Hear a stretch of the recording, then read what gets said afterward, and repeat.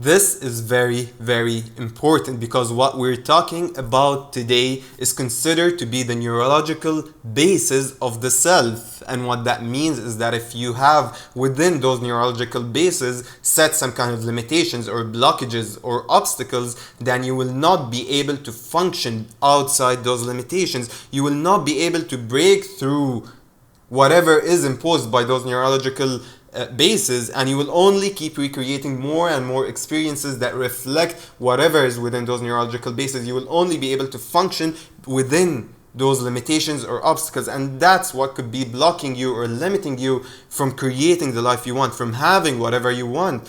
And that's why today I would love to share with you first a little bit more details about the DMN, which is the default mode network in neurological terms, because otherwise it's also known as, in medical terms or in anatomical terms, as the medial frontoparietal network. And it basically consists of several regions of the brain. It is composed of several regions of the brain which make up the DMN. And then we can move on to exploring different techniques and different ways you can change and access whatever is within your DMN. You can change those limitations. You can change whatever is imposed by those neurological bases that you have set upon yourself, that was set upon you at some time. Because there is a very interesting study or two that actually researched or studied the relationship between the DMN and meditation, or the DMN and some types of psychedelics, or the DMN and deep states of sleep. And the results are very interesting and could clarify when you can actually explore those aspects to yourself, when you can actually access the DMN and perhaps change whatever is within it, create perhaps new neural pathways that makes the new neurological basis to you. And that's why it is very important to understand what the DMN is first. So first thing is first, the DMN basically dictates to you what is and what is not. It is known to be very, very active during deep self-reflection states. And what that means is whenever you are referring to yourself, whenever you are thinking about your beliefs, whenever you are thinking about what you can do and what you can do, the DMN is active. And whenever you're even thinking about your emotional states, about your emotions, why am I feeling this? Why is this feeling there? Why is this emotion there? And whenever you're even analyzing the emotions of others, it is even your moral compass. It is what tells you what is just and what's unjust. It's always active during these states. And whenever you are remembering anything in the past or envisioning anything in the future, the DMN is known to be very, very active. And what that means is that in a second we're going to come to what formulated, how did the DMN even how was it even formulated, and that's what's even more important to make you understand. But first, I want to show you just how much it is controlling, how much is coming from what is known as the DMN, the regions of the brains that are known as the DMN, the default mode network. You know, it is self-explanatory, as the name states. It is your default mode. It is everything that it is and that is not to you, based on how you grew up, based on how your ego was formed. And we're going to come to that in just a moment. But it is very active. It is what you used to know about yourself, to analyze yourself, to think, to analyze your past, to analyze your future, to expect out of your future. It is what your self believes. Am I good? Am I not good? Am I able to do that? Was I good doing? Should I regret what I did in the past? Why is that person sad? Why is that person happy? Why is that person mad with me? Why am I mad with myself? Why do I feel bad about myself? It is all coming from the DMN. And your moral judgment, anything, whether this is just, whether this is unjust, should I do that thing? Is it a good thing? Is it a bad thing? It is all coming from the DMN. And the DMN is known to have formed about the same time your ego was forming, about the same time the ego started forming. And what it does is that how it forms is that it reflects whatever was absorbed by the ego, whatever was absorbed by you before that. So everything from that you need to work hard in order for you to be lovable, that you need to do this in order for you to be a good person, that you need to do that that you can walk on a solid ground, that you cannot walk through solid objects, that you cannot fly, that this is not real and this is real, that ghosts doesn't exist. Remember before the ages of 7 or 8 or even 6 years old, where you might maybe have seen some things and you would tell your parents that you saw something that is unreal, and then if your parents were the type who would not feed the curiosity, who would just, ignore it and brush it off as ridiculous and nonsense, your ego will grow up to learn that this does not serve your survival, and as such it will factor it out from your experience.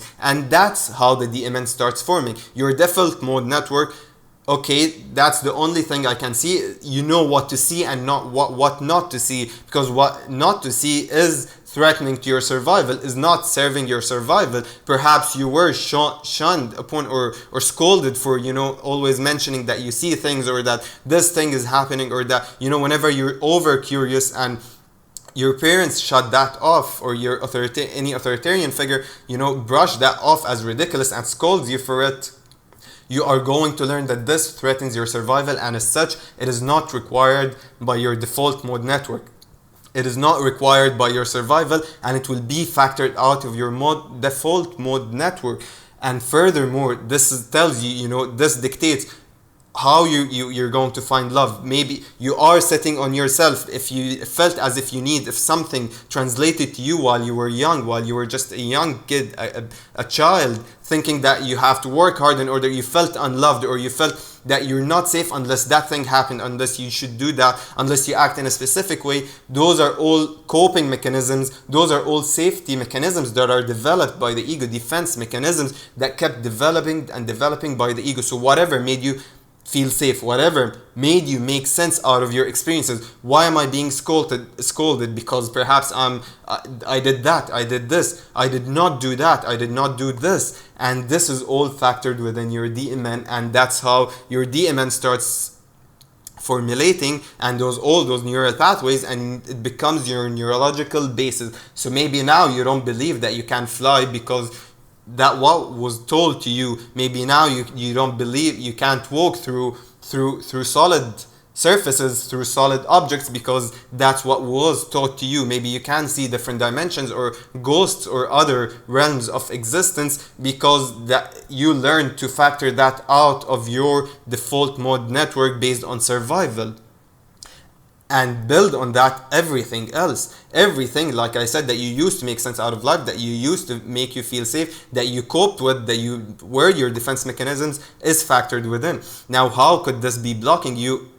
It is self-evident, but you could be, if you're trying to find a loving partner, you're going to feel as if you need to do that and this and that in order to be lovable, in order to find someone who loves you. And then you will be, based on your energetic alignment, based on what you are aligned with, based on what's is within your subconscious, based on those neurological bases, you will not find that externally. You will not find whatever you are seeking unless you fit the criteria. Unless I do this and that and 100,000 other things, I'm not going to find love. And as such, that is what's reflected to you by your life. You reflect whatever is within, and that's what you create. That's how you attract. That's what your attraction is based on. So if you have something that's limiting you from something you're trying to attract, something that's limiting you within the DMN from something you're trying to attract, it will not happen unless you address the DMN, unless you change those neural pathways and formulate new ones.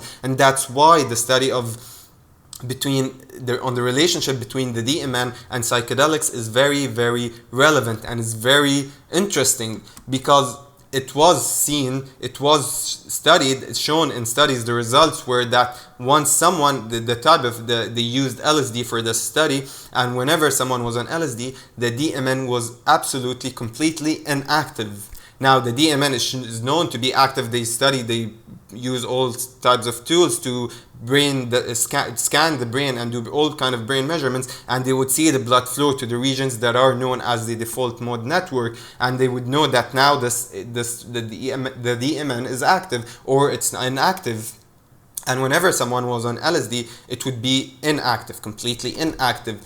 What I'm trying to say through this result is that perhaps by doing some sorts of psychedelics, perhaps, this is very controversial, you are able to see beyond your programming. Perhaps, it is something to speculate on, it's something to ponder over. Maybe what's more true, what holds more truth? Is it the thing that you believe based on the programming and the conditioning and this and that, based on how you were raised and how much your curiosity was fed or deprived? Or, when your DMN becomes inactive, completely inactive, and now you're seeing different things, now you're feeling different things. And maybe this could be even truer than what you were feeling. Maybe, from a neutral point of view. Because to you, the absolute truth is what is within your DMN. If you try walking through a solid object, you're going to be hit. Because you don't believe it 100%, or maybe because it's a fact. I'm not saying it is just something to speculate on, but when it becomes inactive on some psychedelics and people start seeing things, people start believing in grandiose things, people start feeling grandiose emotions, or believing in oneself even more, that I can do that I can do this, that I can do anything in the world. Maybe it is because your DMN is inactive and now you're not functioning based on your limitations. You're not functioning based on egoistic constructs, on ego constructs that have been formed for survival purposes, that have been formed as a defense mechanism or a coping mechanism. Furthermore, when you're meditating, it is also shown that your DMN is slowed down, is absolutely slowed down, and then it becomes inactive. I'll get to the last one in just a moment, and that will tell you exactly, you will know how you're able to access that DMN and what you should do about it if you believe that you have set some kind of limitations within your neurological bases. On meditation, then the DMN is seen to also be absolutely inactive, not fully, because some regions are active from what I remember, but most of the regions on meditation, while you are meditating, become inactive. Most of the regions that formulate the DMN become inactive. And now even on meditation, because in meditation you are not defined by your ego, you become way more than just the ego, and so as such you don't care about survival. You're not functioning based on your limitations or whatever coping mechanisms or whatever your ego used to make sense out of life. Now you're functioning from a higher, you're becoming more and more aware of your true self, you're remembering who you truly are, and that makes the DMN more and more inactive. And once it becomes inactive, it is like a loop, you don't know which is happening first. Is it because the DMN is inactive that you're able to feel that way, or is it because you are meditating and you're causing the DMN to become inactive? But through meditation, now you are more than just your ego construct. You are more than just your survival, and now you enter into the realm of creation, into exploring your curiosities, into exploring your creativity. And that's why, you feel good. You feel, if you go deep in meditation, you feel as if many things are possible that you thought were not possible. You feel as if you are a new person. Your emotions are elevated and everything feels better. And that's because you let go of some of the limitations. You let go of many of the limitations you have set within your neurological basis. Now, although it is known for the DMN to be active during relaxed states, and those are the states of introspection. When you're just relaxed, you're not in the beta, but you are in the alpha brainwave state. From the beta, the highly analytical, external, goal-oriented, trying to analyze problems, solve, it's in beta. Actually, it's not known to be very active. It is active when it comes to yourself, or moral judgment compass, or your introspection, or your retrospection, or when you're evaluating others, you're thinking about emotions or the others, or why this happened, or what you're not the very mathematical or the problematic things. The DMN is usually not very active from what I believe. But anyway, when it's also known to be active when you are in a relaxed state, semi-relaxed state, and that's before you go to bed, before you go to sleep, and you're just recalling your past, you're thinking about your day, you're thinking about your emotions. It is very active. But when you and even in light stages of sleep, it is known to be active. But when you get in deep sleep states, it becomes completely inactive. The DMN is inactive in deep stages of sleep, and that's why your dreams, when you are in the REM, which is light stages of sleep, your dreams reflect what you believe. Your dreams reflect your ego. Your dreams reflect, if you're something you're fearing, or if something you're dealing with negative emotions, you're in fear, or you're in hatred, or you're in jealousy, you are going to reflect that in your dreams, because your DMN is still active. But in deeper states of sleep, your DMN becomes inactive. And in deeper states of sleep, you are just pure consciousness. Now you are completely asleep, and you are in delta brainwave states. And that's what I'm trying to reach to. In theta and delta, I believe that in brainwave states, I believe that you're able to access your DMN and change. Now I'm considering it to be very similar of the subconscious, although I'm not sure if there is any studies to support this. I haven't, looked into this specific part of it, but so I'm not sure, but it is very similar to that, to the subconscious, because it's everything that really defines you, and the way you perceive yourself and perceive others, and think about yourself and think about others and think about the future or the past. And that's also what the subconscious is there for. So when the DMN is active during those things, it is very similar from what I understood, from what I believe. And that's why when you're in the theta or the delta and you remain awake rather than falling into deep sleep, and you access those stages like in deep meditative states, now you unlock the door between the conscious and the subconscious. You unlock the door to your neurological bases, and you're able to formulate new neural pathways. And that's what you should use. That's the points you should target, the times you should target. And when you're almost in very deep meditative states, whether it's before sleep or in the morning, it does not matter.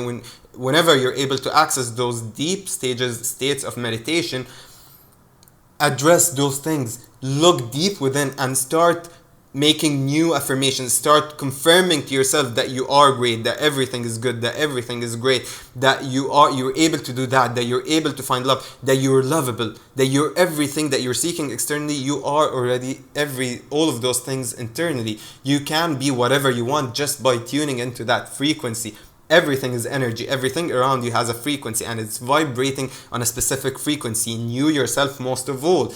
And everything can be accessed. That's spiritual, that's quantum physics, that's scientific and spiritual from all aspects. And even neuroscience now shows that. There are tens and thousands of studies showing that, people creating miracles just by being it on those theta and delta brainwave states when they're able to access them.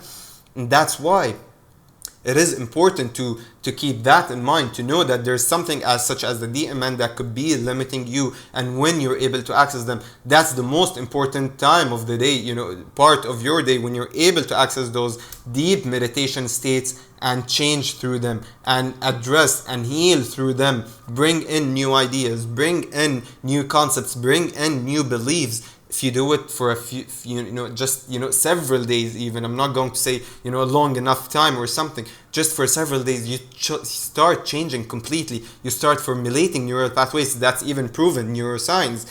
You start formulating neural pathways, and as such, your neurological bases are going to change. Now maybe you can even believe that you're able to fly, and then you're able to practice it. You never know, but it is something to ponder over. It is something to speculate. It is something to practice, to try and unlock more and more of yourself, to know yourself even more and more better, to remember who you truly are. And it's perhaps a good step towards that. Thank you for sharing this with me today and tuning into another video by AF's Conscious Frequency. If you learned something, if you liked the video, don't forget to like it and subscribe, because it helps the video find its way to many more others who might actually need it.